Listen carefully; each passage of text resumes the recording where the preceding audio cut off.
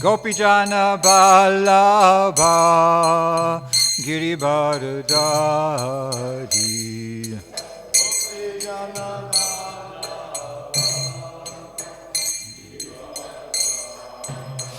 Yashoda Nandana Braja Jana Ranjanaya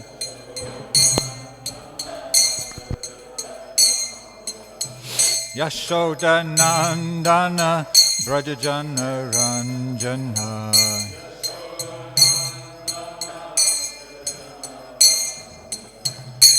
Yamuna Tira Banachari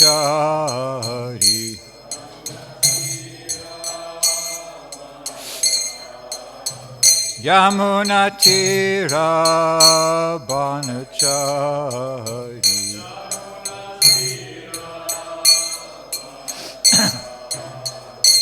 Jaya Radha Madhava Kunja Bihari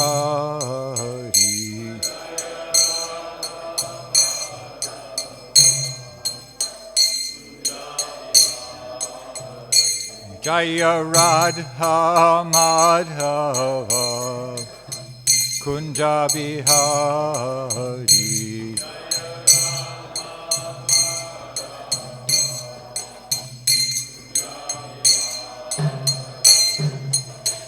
Gopijana Vallabha Girivardhari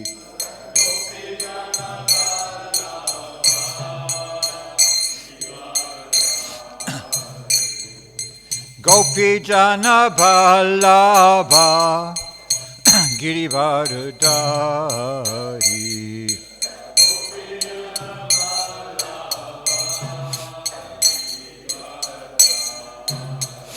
Yashoda Nandana Braja Jana Ranjanaya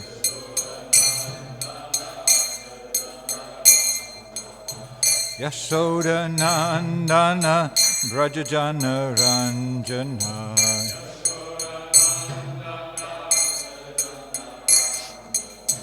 Yashoda Nandana Braja Jana Ranjanaya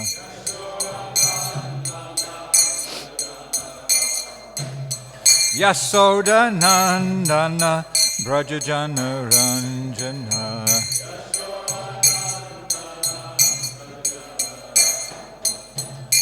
Jamuna Tira Banachari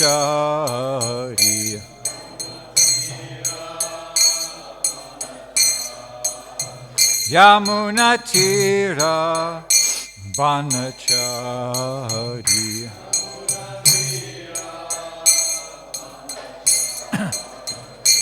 Jaya Radha Madhava Kunja Bihari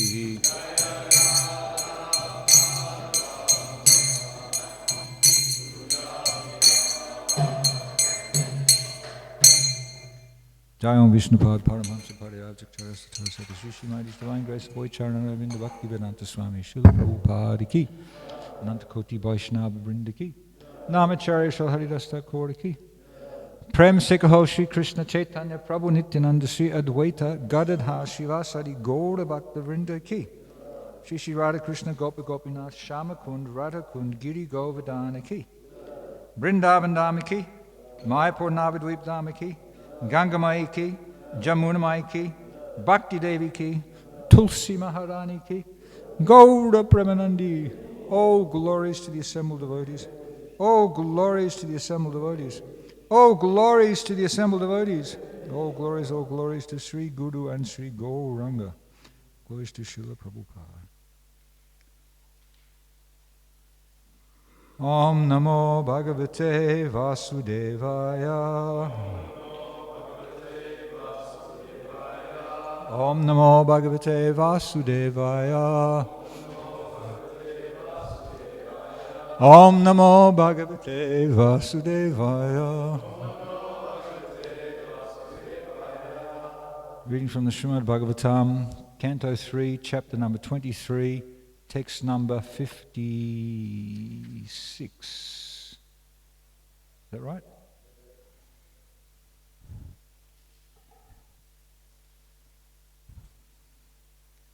Nehadyat kamadamaya nariragaya kalpate natirtha padasevaya jivanapi mrito hi saha Nehayat kamadamaya Narviragaya kalpate Nartirtha padasevayai Jivan api mrito hi saha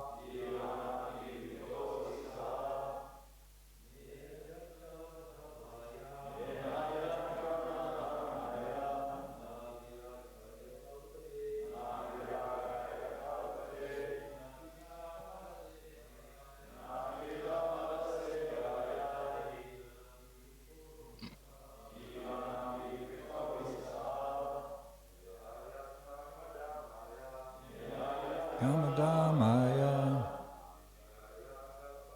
Naviragaya kalpate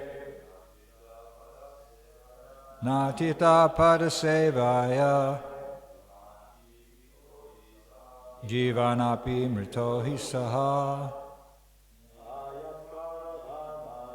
Nehayat kamadamaya Naviragaya kalpate Natita padasevayai Jivanapi mrito hi saha. Vaishnavis. Nehayat kamadamaya Naviragaya kalpate Natita padahi sevaya Jivanapi mrito hi saha.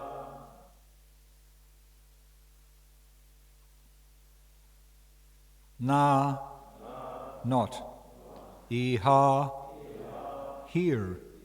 Yat, which. Karma, work. Dhammaya, for perfection of religious life. Na, not. Viragaya, for detachment. Kalpate, leads. Na, not. Tirthapada, of the Lord's lotus feet. Sevayai, to devotional service. Jivan, living. Api, although. Mritaha, dead. He, indeed. Saha, he. Translation and purport by Srila Prabhupada. Anyone whose work is not meant to elevate him to religious life. Anyone whose religious, ritualistic performances do not raise him to renunciation.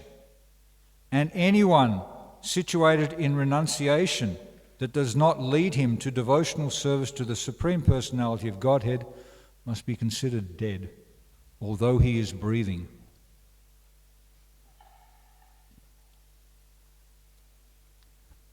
If you're going to stay in class, put your beads down so you can focus. Report.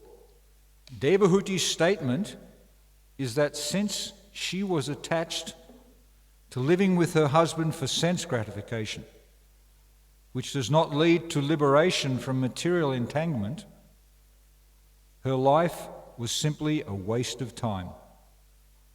Any work one performs that does not lead to the state of religious life is useless activity.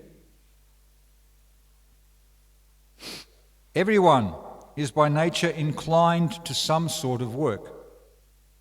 And when that work leads one to religious life, and religious life leads one to renunciation, and renunciation leads one to devotional service, one attains the perfection of work. As stated in Bhagavad Gita, any work that does not lead ultimately to the standard of devotional service is a cause of bondage in the material world. Yagya tat kamano nyatra loko yam kama bandhanaha. Unless one is gradually elevated to the position of devotional service, beginning from his natural activity, he is to be considered a dead body. Work which does not lead one to the understanding of Krishna consciousness is considered useless. Amagyantimanantasya gananjana shalakaya chakshushun militam jena tasmai Shri Gurave Namaha. Mukam karoti bachalam pangam langayate garim yat kripatam aham vande Shri Gurun dinataranam. I was born in the darkness of ignorance. My spiritual master forced my eyes open with the torchlight of transcendental knowledge. Therefore I offer my respectful obeisances unto him. By the mercy of the spiritual master, a lame man can cross mountains, a blind man can see stars in the sky, and a dumb man can recite eloquent poetry. Therefore I offer my respectful obeisances unto him. Here we see the continuation of Devahuti's request to her husband. And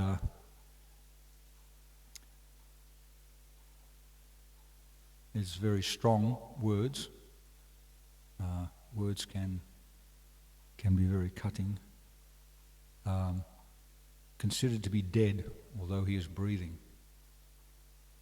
Just like breathing is not such a wonderful thing. Plants breathe.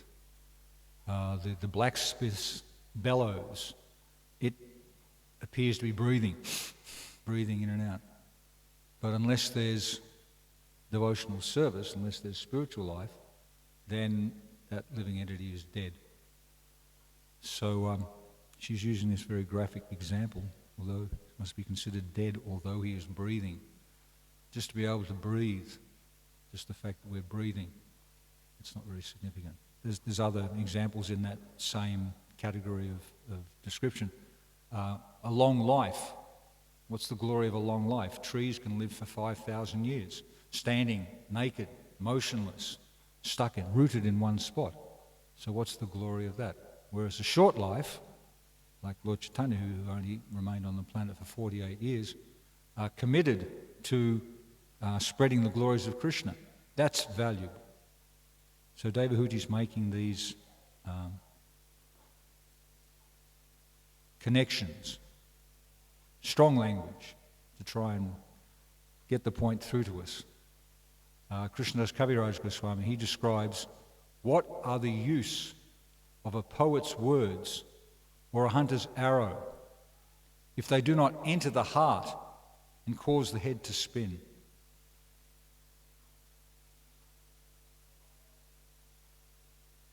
In Australia, we've got a few powerful words like, oi! You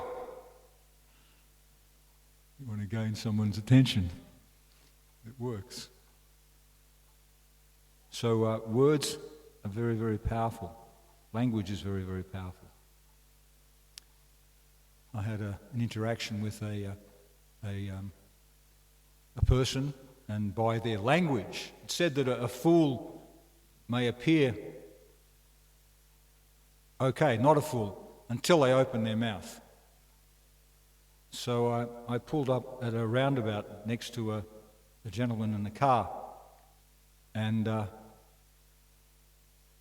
could see that he was upset, and his expression as he drove off was, so I understood where he was coming from, I understood his language. I realized I just met a bogan. So language speaks a lot about, on words, they say a lot about a person, their character. So Devahuti, she is the daughter of an emperor and the wife of a great advanced yogi. They're actually in the category of Prajapatis. Prajapatis means those who are going to populate the universe. They're very exalted or very elevated. And Prajapatis can be great devotees. They can be antagonistic to devotees. We see in the case of Daksha. Daksha was a Prajapati. But he was offensive to Lord Shiva. And as a consequence, he had his head replaced with the head of a goat. And eventually he became a little bit more self-realized. So then in the purport we hear from Srila Prabhupada, who is renowned for speaking in very easy to understand, layman's terms, these profound philosophical truths of the Vedas.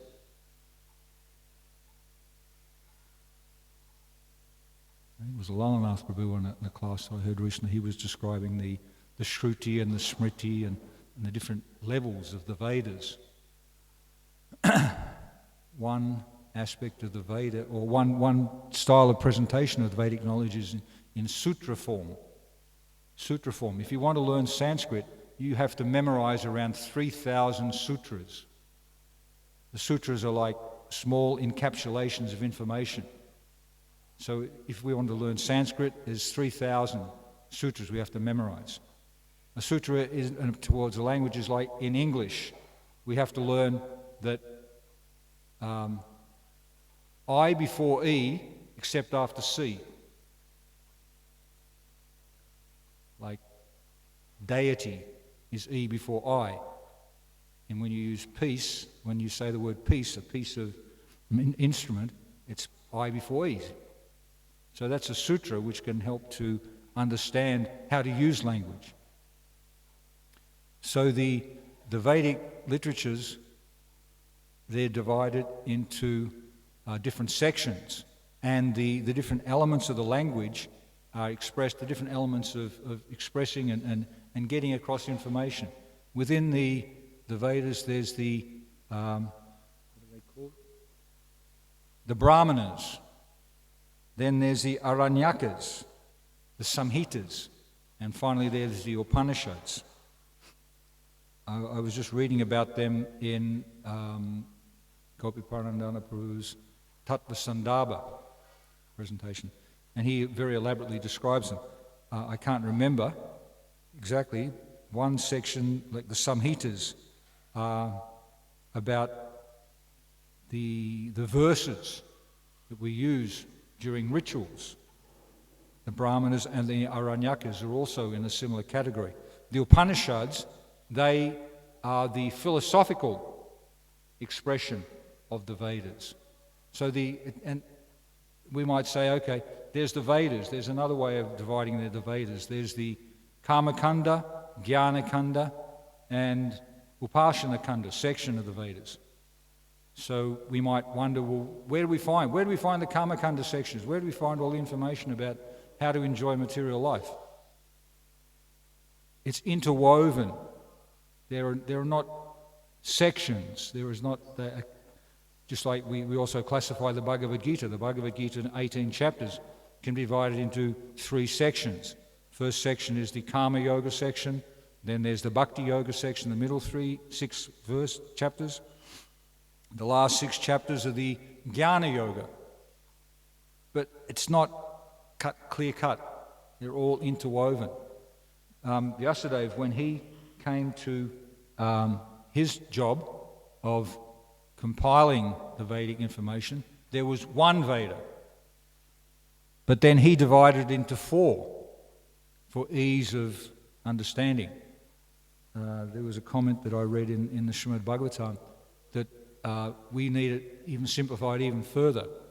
In order for us to achieve self-realization, we just have to rely upon one mantra. Hare Krishna, Krishna Krishna, Hare Hare, Hare Rama, Rama Rama, Hare Hare. In the Srimad Bhagavatam, the commentary on the nature of Lord Chaitanya, this term came up. We have to rely upon the Hare Krishna mantra because we are spiritually retarded. What austerities can we perform? What renunciation can be performed? How can we focus? There was another statement by Gopi Paranadana. It's not possible to practice this Vedic knowledge, this classic Vedic lifestyle, because we don't have the brain capacity to remember all of the things which are described there, and then to put them in sequence and to put them in what's that called? To prioritize. We can't prioritize things. Therefore it's simple. Hare Krishna, Krishna Krishna, Hare Hare, Hare Rama, Rama Rama, Hare Hare. As much as possible. So,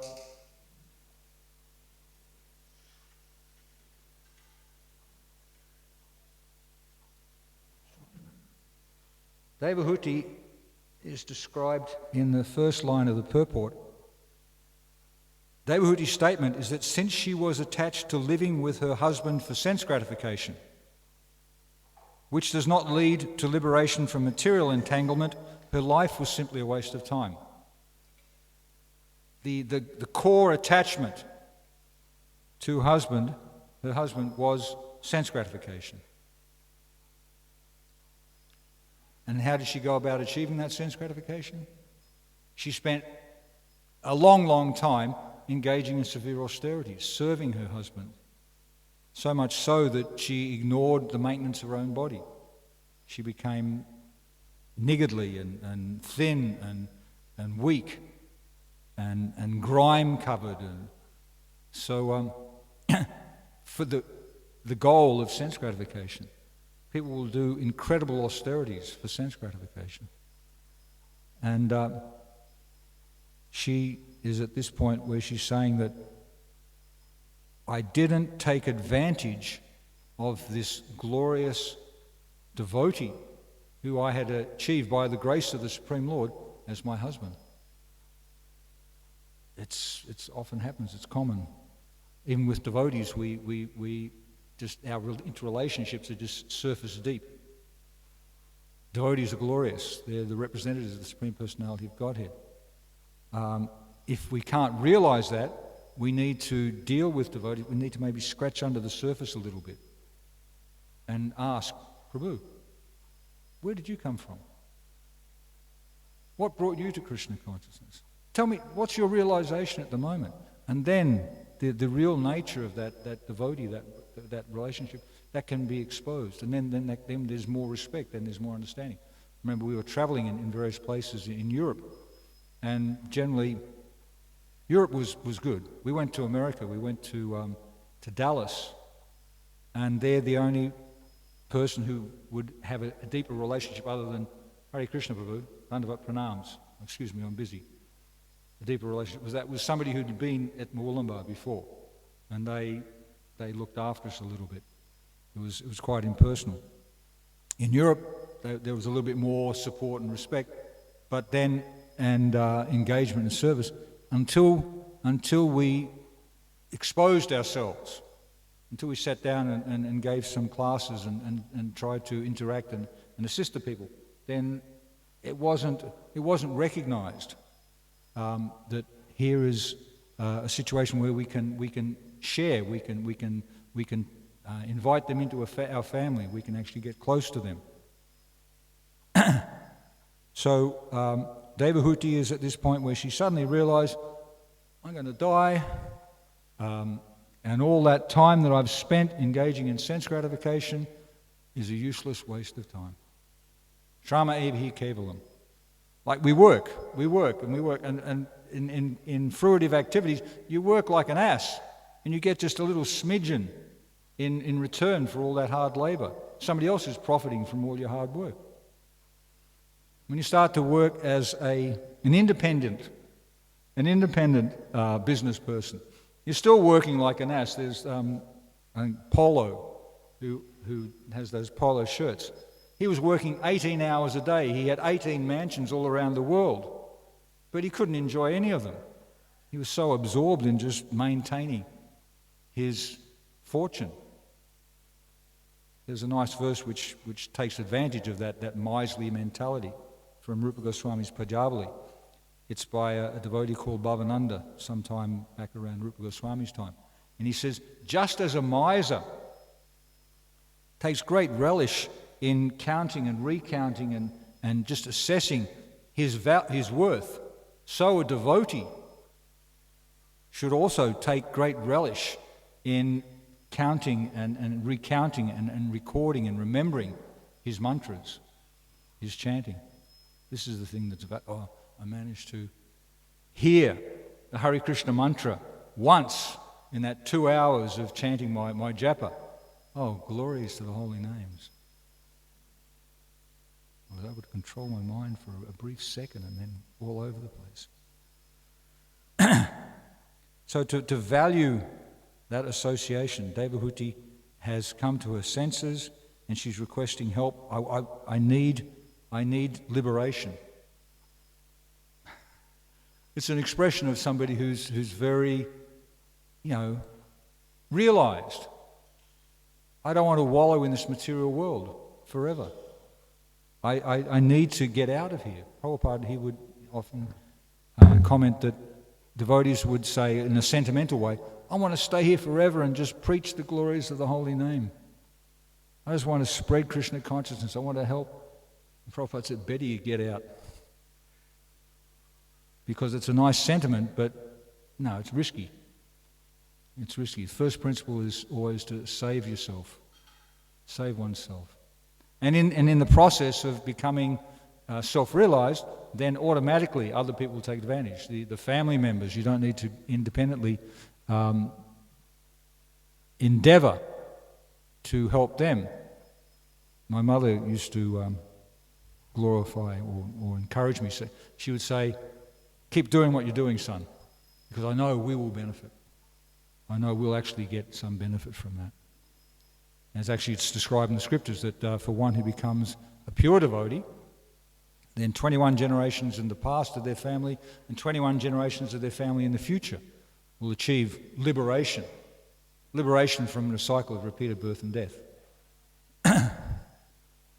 Ultimately, the perfection of life is to achieve devotional service, pure devotional service.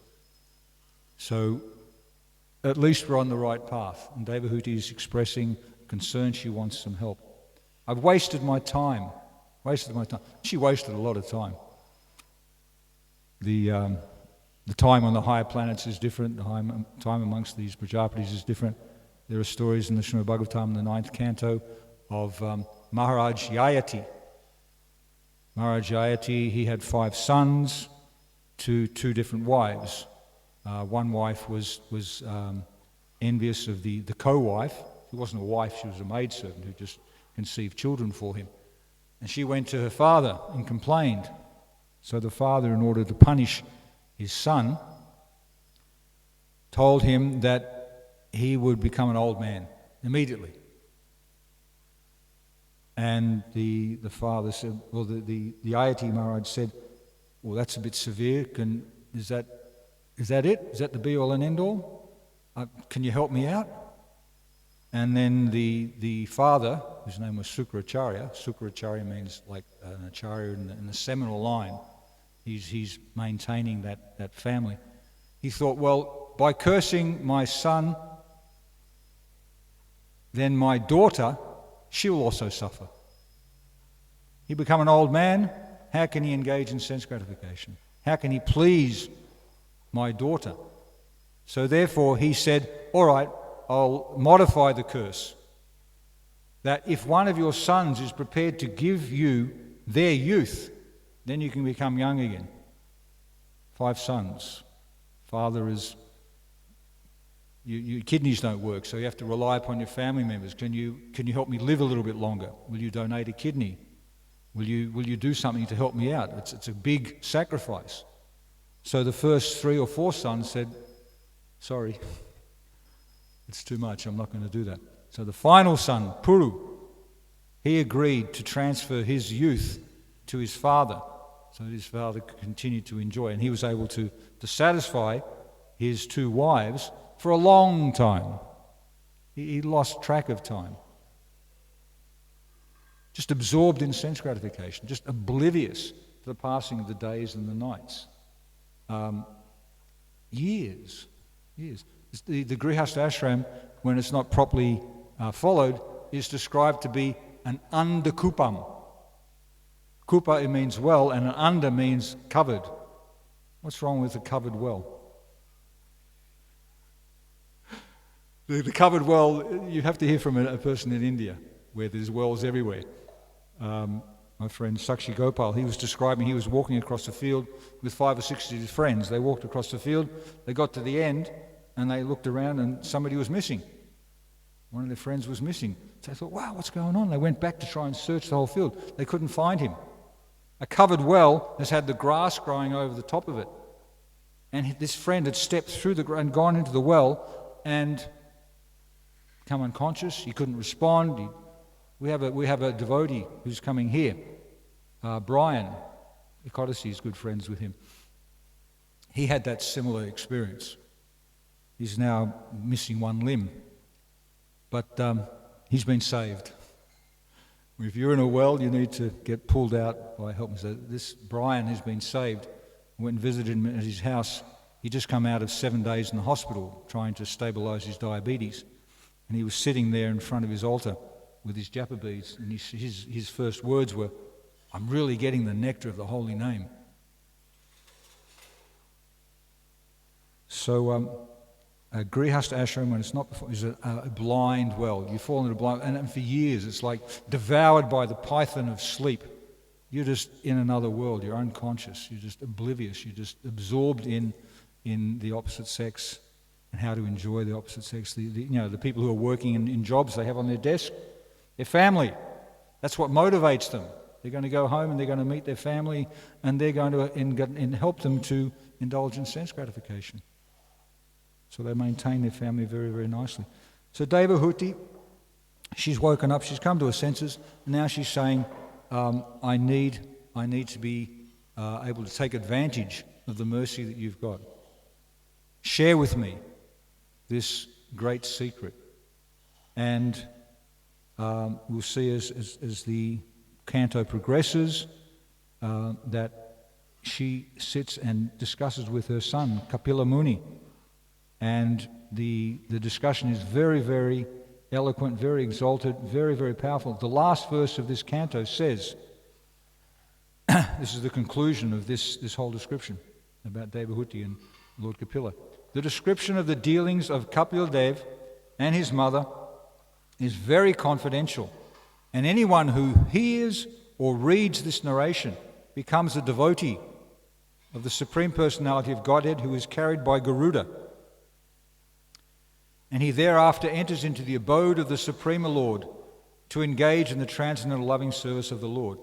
The small purport. The narration of Kapila Dev and his mother Devahuti is so perfect and transcendental that even if one only hears or reads this description, he achieves the highest perfectional goal of life, for he engages in the loving service of the lotus feet of the Supreme Personality of Godhead. There is no doubt that Devahuti, who had the Supreme Lord as her son and who followed the instructions of Kapila Dev so nicely, attained the highest perfection of human life. There was a sentence in the previous purport which described, even if you don't know that this is a saintly person, even if you don't know, just by their association, you'll get uplifted. So the association of devotees is so important, so valuable, rarely achieved. It shouldn't be squandered, it shouldn't be destroyed, it shouldn't be neglected, it should be taken advantage of. And the ultimate goal of life will then be achieved, to develop pure love for the Supreme Personality of Godhead. And the process, which is recommended by these saintly devotees, Hare Krishna, Krishna Krishna, Hare Hare, Hare Rama, Rama Rama, Hare Hare. So I'll finish there and ask for questions. Anybody got any comments? Ram Shah Prabhu. Thank you very much, Shanta. I was thinking maybe some of Devahuti's lamentation, how fallen she is, could be that it's like she's obviously an advanced devotee, and it's sort of, you can't trust advanced devotees. They're always sort of lamenting, I'm so fallen, I'm the most wretched. No one should associate with me. So I think there's some of that going on too, because the benediction she asks from her husband, I don't know if we've come to it yet, where she says, you haven't given me fearlessness yet. Like she's not asking for a mansion to live in after he's gone. She just wants, transcendental knowledge. So yeah, like you say, it's you can't trust directly the words. Krishnadas Kaviraj Goswami, he describes that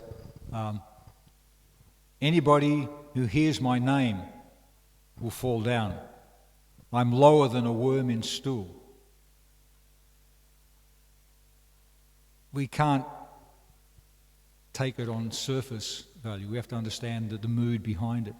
Often people, when you're talking with them, they'll ask a question. They don't even understand what their question is. They don't understand the field that they're dealing with.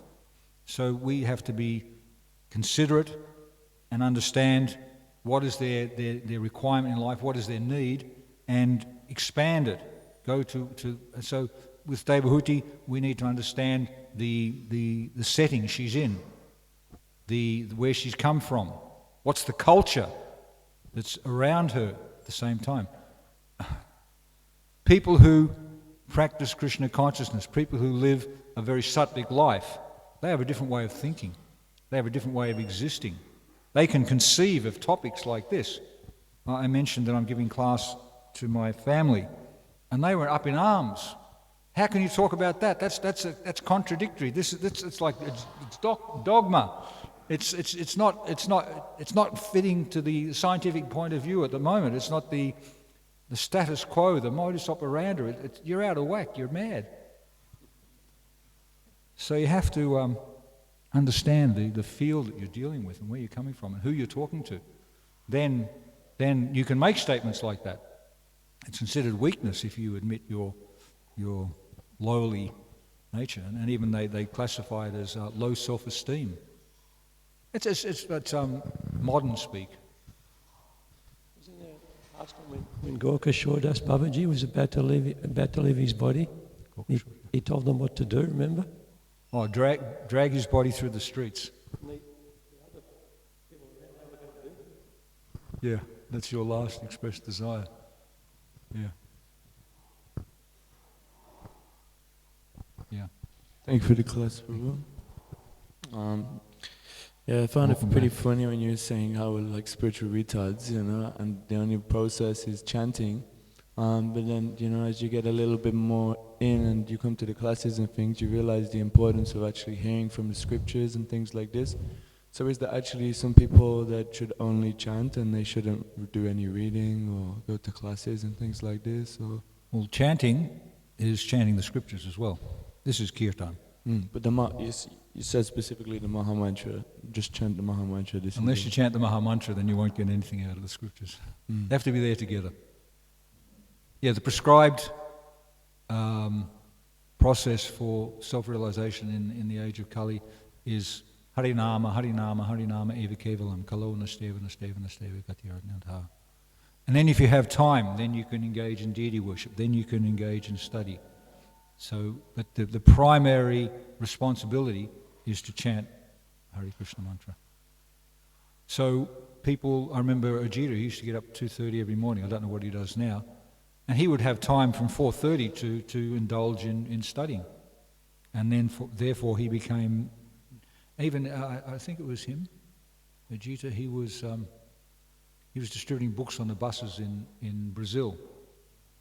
And he was fully engaged in service.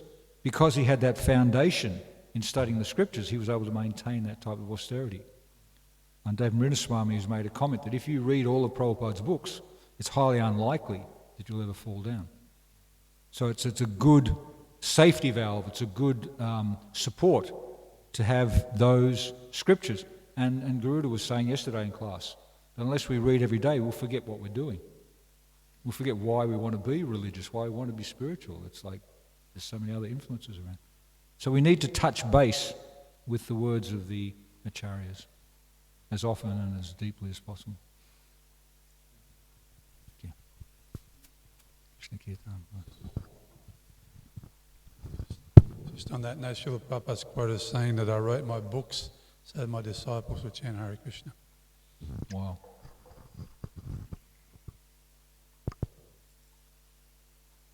Yeah, basically, in a nutshell, the Bhagavad Gita, 4 seed verses, Srimad Bhagavatam, 4 seed verses, and all the other verses are there to help to convince our mind to follow those processes. Because we're stubborn, Vayu eva suduskaram. It's more difficult to control the mind than to control the wind. Restless, turbulent, obstinate. So we have to have some support, some backup. When we're battling against a hurricane, or what do they call them? A blizzard, you have to have something you can hang on to. So the knowledge which is there in Srila Prabhupada's books and the Hare Krishna mantra is our lifeline.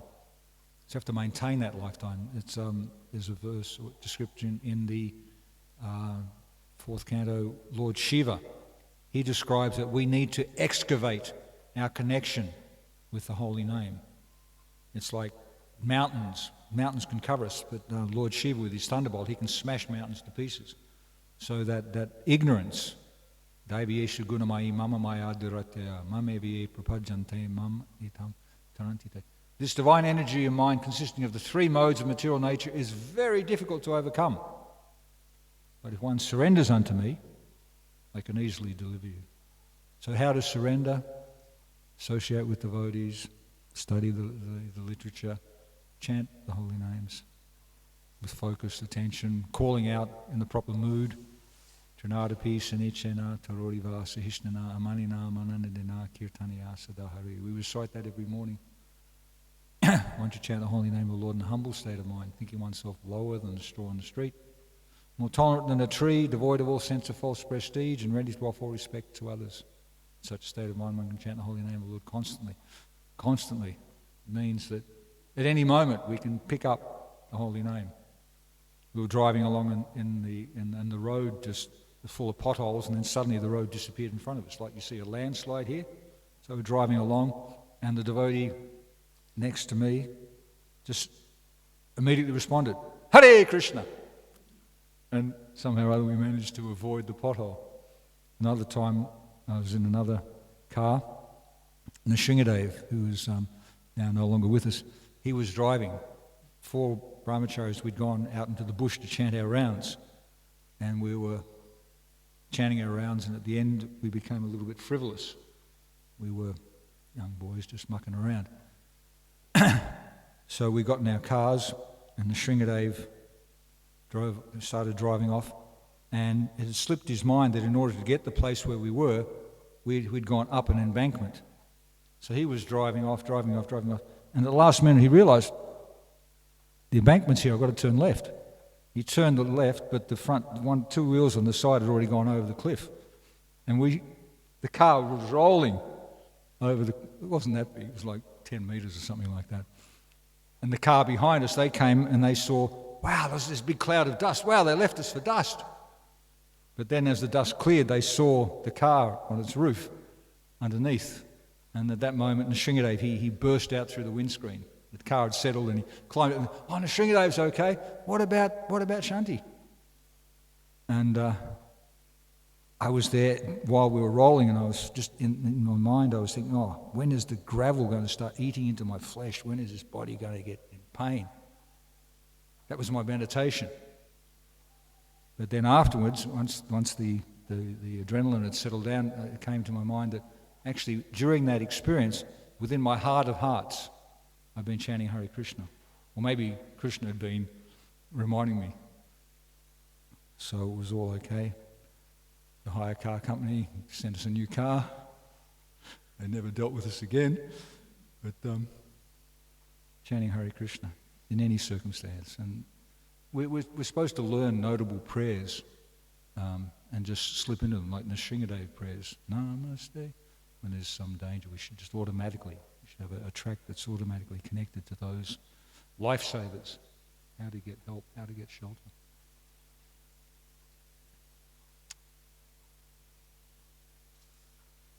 For the brahmacharis, there's a nice prayer which is described. I've got a little booklet at home. The formidable foe, lust.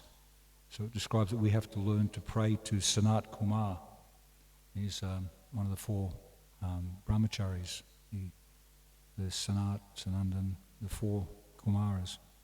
And because he has managed to control his senses, we need to pray to him to get help to control our senses, control our mind. We can't do it on our own. It's too more difficult than controlling the wind. We need help, so thank you very much. Hare Krishna. Please allow me to come back again and